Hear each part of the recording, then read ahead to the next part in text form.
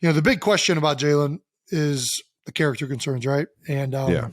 I don't get too concerned with character stuff, especially when it comes to like college kids.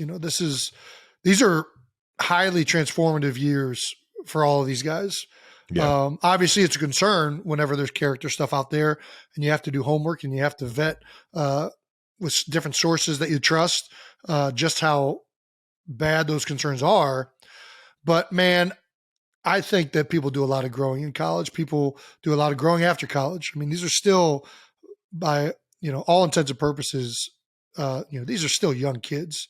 They're still young men. Jalen gets the opportunity now to reinvent himself, right? He gets to enter the league. He's the number 9 pick overall. Woo! Clearly has the talent to be a premier player in this league. You don't get picked that high if you don't have the upside to make that happen. Yeah. So as long as he does things right, as long as he, goes about it the right way, as long as he dedicates himself, as long as he becomes a professional, he has a chance to have a life-changing career in the NFL. Yeah. He has a chance to play for over a decade as long as he doesn't get hurt.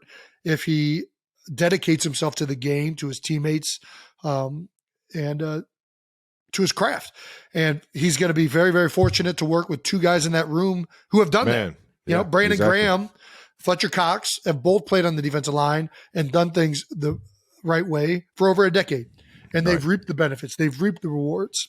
So he's going to be able to interact. And they got a city that absolutely freaking loves him. Yeah.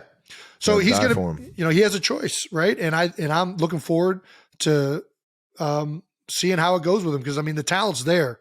We're all excited as hell that he's a part of the team. Right. Now he gets to go out there and go out there and earn it, man. Go out there every day. Go out there and become the player that you can be. And he's going to do it in a room with a bunch of other great guys. And that's the other thing. Like character concerns, man, I respect all coaches out there. But I've seen guys have fractured relationships with one coach, go to another team and be just fine.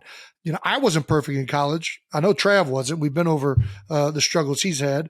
But man, environment makes a difference. Who you interact with makes a difference. He's going to enter a great room in Philadelphia, and he's going to have an outstanding opportunity to take ownership over this. And every time I've met him, I met him right after we picked him for the second time. I met him when he was in Philly for his top 30 visit. Man, he's been a great kid in his interactions with me. He's looked me in the eye. I feel like a lot of these guys that have character concerns, I'm more concerned with guys that think they're too good. I didn't get that vibe with him when I met with him, where he's like looking up. He's not looking straight at you. That's obviously not a great litmus test, but we'll see. I think you got a pretty good gauge on people, man. I grew up right around you. I think I got a pretty good gauge, so I think we gauge things the same. And I tell you what, man, Philly's never been, hesitant when it comes to getting those red flag guys until it's picking Travis Kelce, because then they think it's just that guy, get that fucking guy out of here. We don't want him in the building.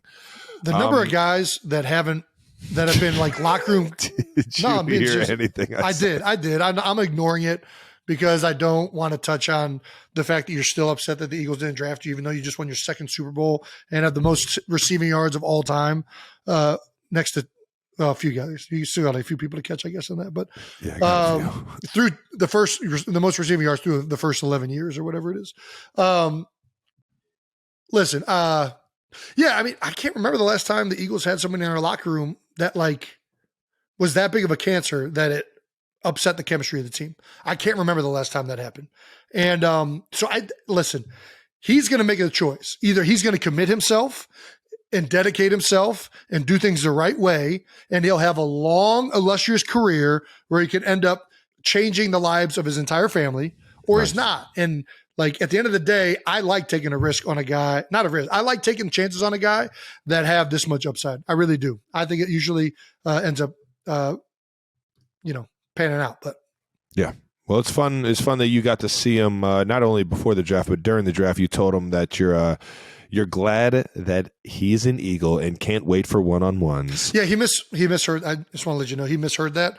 I said I'm not looking forward to one-on-ones. I don't look forward to doing one-on-ones with anybody. I don't, Let alone an absolute terrorizer in the middle of the field. Yeah. And obviously, like you said, the D-line room that he's going into is only going to help him, man. It's only going to help them both on the field and to channel that professionalism.